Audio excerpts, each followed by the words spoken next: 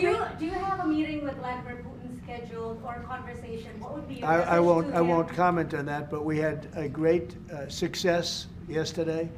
We have a full ceasefire if it kicks in. We have to see. It's up to Russia now.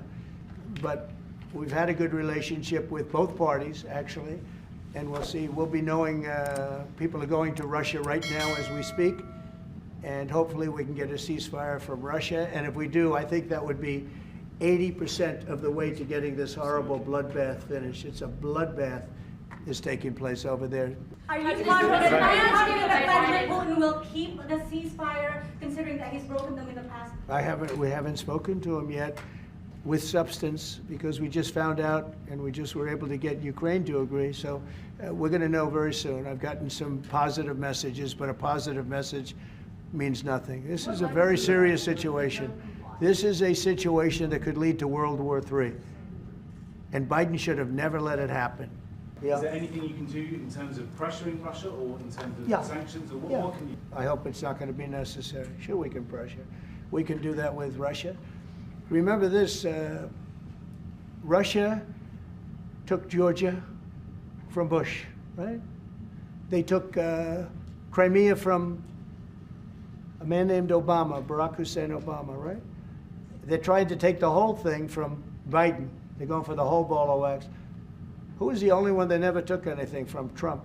Difficult party. You were here a week ago when some interesting. There are things you could do that wouldn't be pleasant in a financial sense. I can do things financially that would be very bad for Russia. I don't want to do that because I want to get peace. I want to see peace, and we'll see. But in a financial sense, yeah, we could do things very bad for Russia. It would be devastating for Russia, but I don't want to do that because I want to see peace. And we're getting close to maybe getting something done. We've got Ukraine done, and as you know, I've always said that Ukraine might have been the more difficult party. You were here a week ago when some interesting things happened. I had somebody that didn't seem to want peace. Now he's agreed to peace. So we'll see what happens. I want to know your assessment.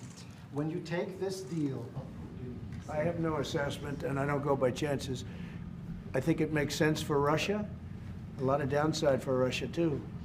And we have a very complex situation solved on one side, pretty much solved. We've also discussed land and other things that, go with it. We're not just doing it and saying ceasefire. We don't know what's happening. We know the areas of land we're talking about, whether it's pulled back or not pulled back. We've discussed a lot of the details of what has to go because we don't want to be wasting time.